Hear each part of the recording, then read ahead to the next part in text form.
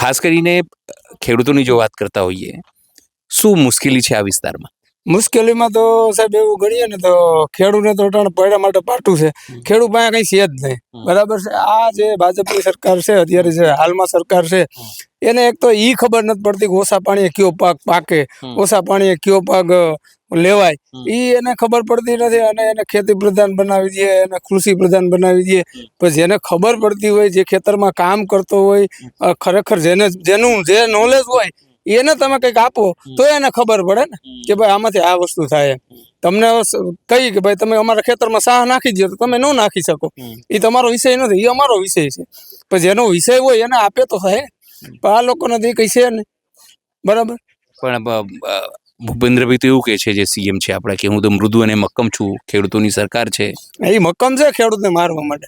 અત્યારે હાલમાં જ અત્યારે ટેકાના ભાવે જે મગફળી ખરીદાણી, બરોબર છે, બધા જાણે આખું ગુજરાતમાં આવઠું આવ્યું.